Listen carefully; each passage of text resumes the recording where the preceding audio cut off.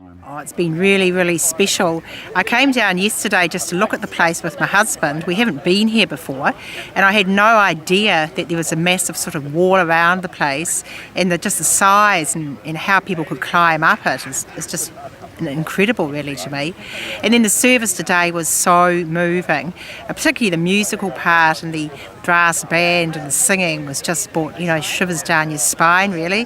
I just thought it was actually just one of the most moving things I've been to, thanks, yeah. So that was your grandfather who took part in the battle at Le Quesnoy. Tell me about his story. I don't know about his story at Le Quesnoy, but I know that he was at all the other battles in World War I, Passchendaele, Messines, and, it was just hard life. When he returned, as a lot of other soldiers, they didn't actually want to talk about it very much. And I suppose I must think really that it was such a tough, hard time, they just tried to block out really the memories of what went on. I went yesterday actually too to have a look down at the Somme. It was just these open fields, which was just a slaughterhouse really for our soldiers. And if you have a look, they just went from one field to another, and there's just such incredible deaths there. It was just absolutely shocking really. And do you have any memories at all of what your grandfather said about his time here? He would have been in his early 20s? Yes, I don't recall him talking about the war at all, which was a problem because, he actually passed away when I was in my 20s. And at that time, I didn't have such an interest in history and the war that I have now. And if I had, I would have done my best to sit down and speak to him about it. But at that time, I didn't really, I didn't engage in that level of discussion with him, which is a shame.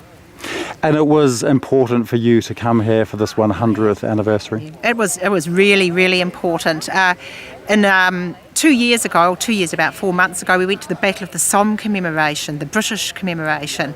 And that was very, very moving too, but on a much, much bigger scale.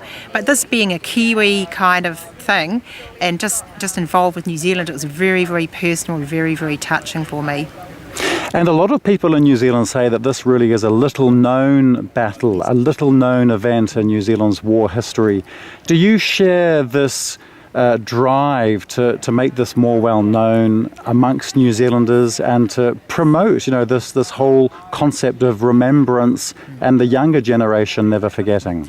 Oh, I certainly do, and Le Quesnoy isn't that well known, and I know a lot of people, for example, don't even say the name correctly.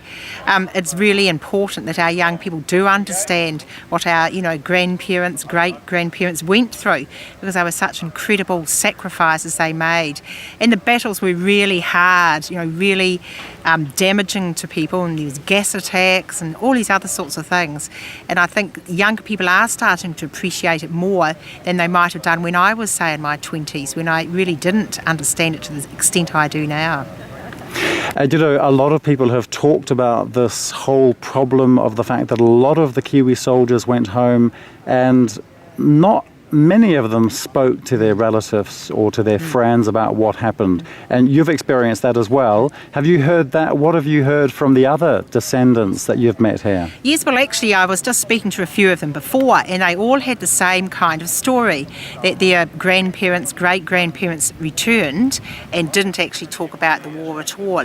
So it's a similar kind of experience. I don't know, because I wasn't there, but it would seem like the experiences they had were so grim, they perhaps are just trying to blot them out. And with the commemorations today, what was the part that really stood out for you? What are you going to take home as your overwhelming message or your overwhelming perception of what you saw here? Just incredibly special to me, and I think I just have such respect for any of the people who have fought in these battles right through to the more recent times as well, but particularly these World War I battles were just so tough and so grueling, and I don't think I can even envisage what these poor people went through. And I just want to sort of say thank you for doing this for us, and for doing, if in the future you've saved us from many, many things by being so brave. It's just an honour to be here.